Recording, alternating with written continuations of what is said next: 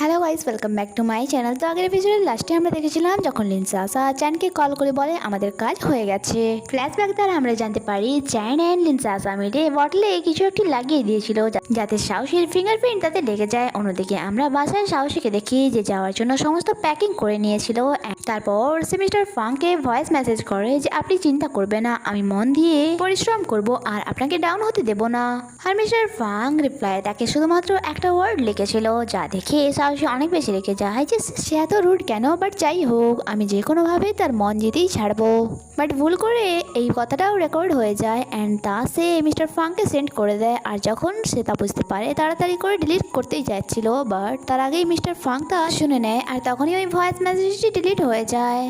আর এদিকে মিস্টার ফাং ভাবছিল এই মেয়েটি সবসময় বাচ্চাদের মতো বিহেভ কেন করে। এদিকে অ্যাসিস্ট্যান্ট লেন্সি এসে জানায় বস আপনার ধারণাই ঠিক ছিল, সে তার সেকেন্ড চাল চালতে চলেছে। বাট আপনার কি মনে হয় না যে আপনি আপনার প্ল্যানের জন্য মিস সাউসিকে ইউজ করছেন? আপনার কি মনে হয় না এটা? মিস্টার ফাং বলে আমি জানি এটা ভুল, বাট তুমি চিন্তা করো না, যখনই আমাদের প্ল্যান সাকসেসফুল হয়ে যাবে এটার জন্য আমি তাকে কম্পেনসেট করে দেব।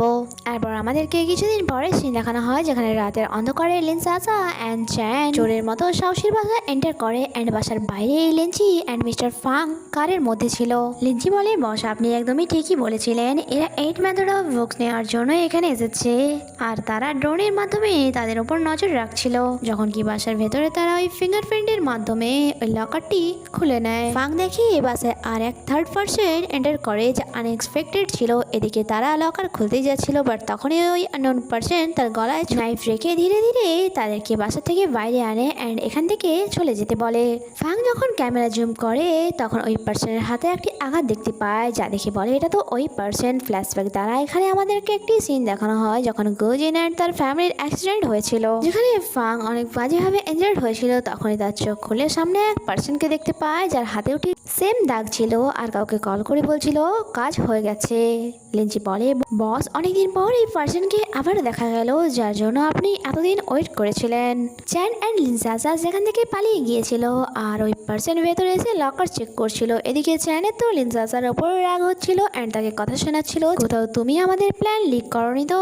তুমি অনেক বেশি ইউজলেস, যখনই আমি তোমার সাথে থাকি তখন আমার কোনো প্ল্যানই সাকসেস হয় না। সে অনেক রেগে সেখান থেকে চলে যায় অ্যান্ড বেচারি লিনসা সমস্ত পরিশ্রম পানিতে মিশে যায়। এদিকে বাসার ভেতরে ওই পার্সন লকার চেক করছিল, তখনই আমরা দেখি সাহসী তার বাসায় ফিরে এসেছিল অ্যান্ড সে ডোর খুলে ভেতরে চলে যায়। এদিকে লিনচি বলে বস মিস সাউসির তো 15 দিন পর বাসায় ফেরার কথা ছিল, সে এত তাড়াতাড়ি কি করে চলে এলো? ও গড, এবার কি হবে?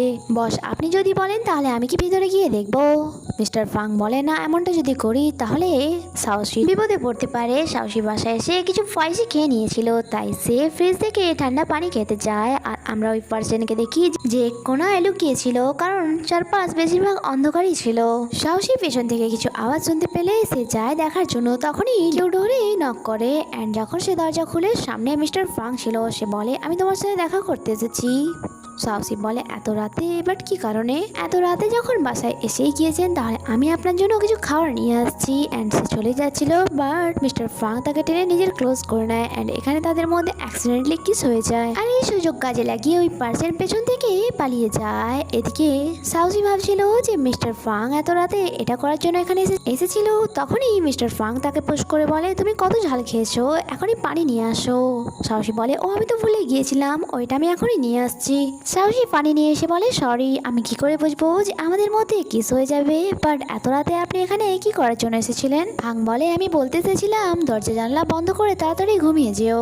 এটা বলে সে যেখান থেকে চলে যায়। বাট সাহসীর অনেক বেশি অদ্ভুত লাগছিল। বাইরে যখন আসে লিনচি জানায় বস ওই পার্সনটি অনেক বেশি চালাক ছিল, আমাদের লোক 2 গ্রুপের ডিভাইস হয়ে তাকে ধরার চেষ্টা করেছিল, বাট তাও তার হাত থেকে সে বেঁচে পালালো। যা শুনে ফাংয়ের অনেক বেশি রাগ হয়, বাট সে জানতো যে এই সময় সাহসী জীবন বাঁচানো ইম্পর্টেন্ট ছিল। এরপর আমাদেরকে নেক্সট মর্নিং এ দেখানো হয় যেখানে সাহসী তার নিউ পারফিউম স্টার অ্যান্ড মনের প্রেজেন্টেশন দেখাচ্ছিল। সেখানে বসে থাকা সমস্ত স্টাফ তার এই প্ল্যানে অনেক বেশি খুশি হয়, ইভেন তো মিস্টার ফাং অনেক বেশি ইমপ্রেস হয় অ্যান্ড তার তারিফ করে। তখনই লিনসা তার পারফিউম দেখায় যে এটা আমরা সিঙ্গাপুরের অনেক বড় এক পারফিউমার থেকে বানিয়েছি। চ্যান জানায় সে এখন পারফিউম বানানো ছেড়ে দিয়েছে, বাট আমার অনেক রিকোয়েস্ট করায় সে আমাদের জন্য এটা বানালো। আর যখন সাহসী ওই পারফিউমটা স্মেল করে সে স্মাইল করে জানায় এই পারফিউমটি 3টি আলাদা আলাদা পারফিউমের মিশ্রণে বানানো হয়েছে, আর তা কোন কোন পারফিউম তার কোম্পানি আর কান্ট্রির নামও সে বলে দেয়। অ্যান্ড সেখানে বসে থাকা এক এমপ্লয়ারও ঠিক এমনটাই মনে হচ্ছিল। চ্যান অনেক বেশি রেগে যায় অ্যান্ড বলে তুমি এ ব্যাপারে এমনটা কি করে বলতে পারো। সাহসী বলে আমি তো শুধুমাত্র এটাতে আমার রায় দিলাম। যদি আপনি এই পারফিউমটি লঞ্চ করতে চান তাহলে এটা তো সত্য যে এটার রেসপন্সিবিলিটি আপনাকেই নিতে হবে। মিস্টার ফ্রাঙ্কও সেটাকে ল্যাব টেস্টের জন্য পাঠিয়ে দেয়। তারপর মিটিং শেষ করে সবাইকে সেখান থেকে যেতে বলে। মিস্টার ফ্রাঙ্ককে সাহসী কিছু বলার জন্য আটকে দেয় অ্যান্ড সবাই চলে যাওয়ার পর তাকে জিজ্ঞাসা করে আমি কি জানতে পারি কাল রাতে আমাদের মধ্যে যা হয়েছিল তার মানেটা কি। সাথে সাথে সে অনেক বেশি খুশি হচ্ছিল, বাট ফ্রাঙ্ক বলে কাল রাতে কি হয়েছিল, ও আচ্ছা ওটা জাস্ট একটা মিসআন্ডারস্ট্যান্ডিং ছিল অ্যান্ড সেখান থেকে চলে যায়। সাহসী তো অনেক বেশি রাগ হচ্ছিল যে এত লম্বা কি মিসআন্ডারস্ট্যান্ডিং কি করে হতে পারে। তখন সেখানে চ্যান আসে অ্যান্ড বলে আমার কেন এমনটা মনে হচ্ছে যে তুমি আমার আঙ্কেলের স্যারিউস করতে চাইছো, বাট এটা করে কোনো লাভ নেই কারণ সে আগে থেকে এক ফেমাস চিয়ালিস্টকে পছন্দ করে যার আগে তুমি সামান্য একটা চুনাপুটি। তা শুনে সাহসী ভাবে আচ্ছা সেই জন্য বলি তার উপর আমার কোনো প্রভাব কেন পড়ছে না। আর এই স্কামব্যাগটার কাছ থেকে কিছুতে একটা কাজের ইনফরমেশন পাওয়া গেল অ্যান্ড সে বলে হ্যাঁ তুমি ঠিকই ভেবেছো, তোমার আঙ্কেলকে সেডিউস করার চেষ্টা করছি কারণ সে তোমার থেকে সব দিক দিয়েই পাওয়ারফুল। অ্যান্ড এখানে এই এপিসোডটি শেষ হয়। আগে কি হয় অ্যান্ড তাকে পাঠানোর জন্য সাহসী কি করে তা তো জানবো আমরা পরের এপিসোডে। ততক্ষণের জন্য স্টে কানেক্টেড, বাই বাই।